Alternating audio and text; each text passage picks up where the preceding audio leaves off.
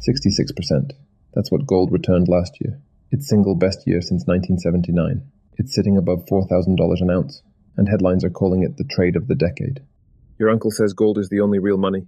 Your index fund friend calls it a pet rock. They can't both be right. So today we settle it, not with opinions, with 50 years of verifiable numbers. Because gold does strange things to people's judgment, here are two true numbers. Number one, $100 put into gold in 1928 is worth about $21,000 today. Number two, that same $100 in American stocks, dividends reinvested, is worth about $1.16 million, 55 times as much. Both numbers are true, and that's the whole problem with gold debates.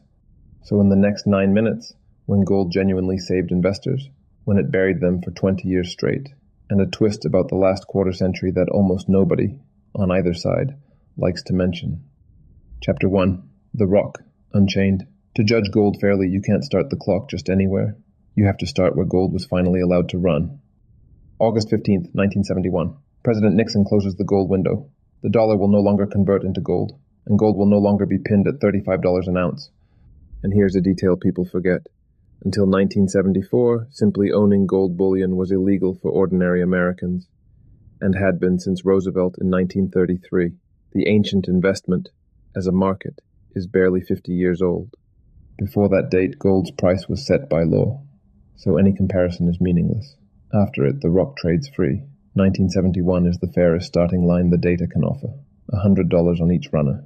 So from that line, here's gold. $100 grows to $11,600 by the end of 2025, 9% a year, compounded for over half a century. Genuinely impressive. 9% a year means your money doubles roughly every 8 years, doubling on schedule for 5 straight decades. Whatever else gold is, it is not a meme asset. The rock has earned some respect. Now add the competition. Bonds, 2,400, and stocks, with every dividend reinvested, 33,000. Nearly 3 times gold's result from the exact same starting gun. One footnote that changes everything. Those stock numbers only work with dividends reinvested. Skip the reinvesting, and the lead shrinks dramatically. Compounding isn't automatic. It's a choice you make once, in the settings. But look at the yearly rates. Gold 9%, stocks 11.1, 2 little points apart. Suddenly the rock looks almost competitive. So, case closed in gold's favor? Not so fast. Averages are where the truth goes to hide. What matters is not gold's average. It's the shape of the line behind it, and gold's shape should come with a warning label. Chapter 2. 3 bursts and a grave, where gold's half-century of return actually lives. Burst 1, the 1970s. Inflation runs wild, the dollar bleeds, and the newly freed rock erupts, nearly 32% a year, for an entire decade. By January 21st, 1980, gold touches $850 an ounce. Lines form outside coin dealers. Gold is the hottest asset on the planet. For context, adjusted for inflation, that 850 is north of 3,000 of today's dollars. Hold that number, because gold wouldn't see it again for 2 full generations. And then the music stops. Not for a bad quarter, not for a bad year, for 2 decades. From 1981 through the year 2000, gold loses over half its value. The $100 that had raced to nearly 1,600 grinds all the way back down to 734. Feel that as a person, not a chart. If you bought near the top, you waited until 2008, 28 years, just to see the same sticker price again. And in real inflation-adjusted money, gold only beat its 1980 peak in September of 2025. 45 years. Read that again. 45 years to genuinely break even. And 20 years is not a rough patch. It's a third of an investing lifetime. A child raised, a career built, a mortgage paid, while the famous safe haven bled value year after year. Now the cruelest part. In those exact 20 quiet years, the S&P 500 multiplied 18 times.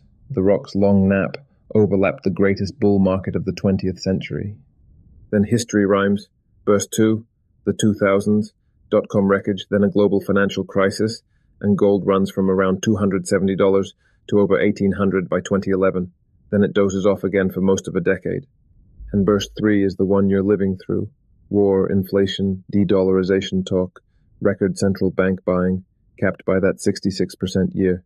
Gold's best since Jimmy Carter was president. So here is gold's true shape. 3 violent bursts, separated by long droughts that tested souls. Stocks climb the stairs slowly, most years. Gold takes the elevator, in both directions without warning. Chapter 3. The Machine and the Rock. Why do they behave like different species? Because they are. A share of stock is a slice of a working business, a machine. It sells products, collects profits, pays dividends, reinvests the rest, and next year it does it all again, on a bigger base. Put a number on the difference. Right now, a dollar invested in the S&P earns roughly 4 cents a year in underlying company profits, paid out or reinvested for you. A dollar of gold earns 0. 4 cents sounds tiny. Compounded across 50 years, it is the entire gap you saw in Chapter 1. Now the rock. An ounce of gold produces nothing. No earnings, no interest, no rent. Hold it for 30 years and you will own exactly what you started with. One beautiful, shiny ounce. This isn't a moral judgment, it's mechanics. A farm grows crops, a building collects rent, a business earns profits. Gold just sits there, beautifully, incorruptibly, unproductively. Which means gold's price has exactly one input. What the next person will pay for it. It cannot compound.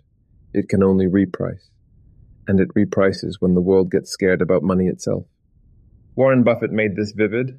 All the gold ever mined, every ring, every coin, every vault on earth, would fit into a single cube about 68 feet on a side. You could tuck human history's entire treasure under a baseball infield. At his 2018 shareholder meeting, he priced the point. $10,000 into American stocks in 1942 grew to $51 million. The same $10,000 in gold, roughly $400,000. For every dollar the machine earned, the rock earned less than a single penny. That's not Buffett being smug. That is simply what productive assets do to shiny ones, given enough time. Chapter 4. The honest part. Because if gold were simply a bad stock, this video would be over. It isn't. And this is where that twist we promised comes in. The strongest case for gold was never that it goes up a lot. It's when it goes up. Gold tends to show up precisely on the days everything else is on fire. 1973 and 74. Stocks fall 14%, then 26 more. The worst crash of that generation. Gold rises 73%, then another 66. It nearly tripled while portfolios burned. 2008. Lehman dies, the S&P loses more than a third of its value, and gold quietly finishes the year up 4%. Boring, and absolutely priceless. And 2022, the year nothing worked. Stocks down 18, bonds, the so-called safe half of every portfolio, down 17.8, a historic collapse. Gold, up 0.5%, flat while both engines drowned together. So the honest job description reads, gold is not an engine, it's insurance. A shock absorber for exactly the moments that make people panic sell the machine at the bottom. And the most sophisticated buyers on earth treat it exactly that way. Central banks bought over 1,000 tons of gold a year in 2022, 23, and 24, the fastest official hoarding since 1950. They're not chasing returns, they're insuring against frozen reserves, against sanctions, against a world that suddenly distrusts someone else's paper. Insurance again, just at the scale of nations. And if you want to know when the rock wakes up next, watch 2 dials, real interest rates, and trust in paper money. When inflation-adjusted yields sink, or that trust wobbles, gold stirs. When real yields are fat and the world calms down, it goes back to sleep. Now the promised twist, and it stings if you love stocks. Over the entire last quarter century, 2001 through 2025, gold beat the S&P 500, nearly 12% a year against 8.7. Before you sell everything, notice that window starts at gold's 20-year low and ends at its all-time high, the most flattering frame possible. Start the clock in 1980 instead, and stocks win by a landslide. Endpoints are everything. 25 years is most of an investing lifetime, so when anyone, including us, says stocks always win, add the honest footnote. Usually, over a century, overwhelmingly, but always is a strong word, and the data refuses to sign it. Chapter 5. The door. So what do you actually do with all of this? 3 moves, in order. Move 1. Give gold a job title. In your portfolio, gold is insurance, never the engine. If you hold it hoping it outruns stocks over your lifetime, a century of data says that bet usually loses.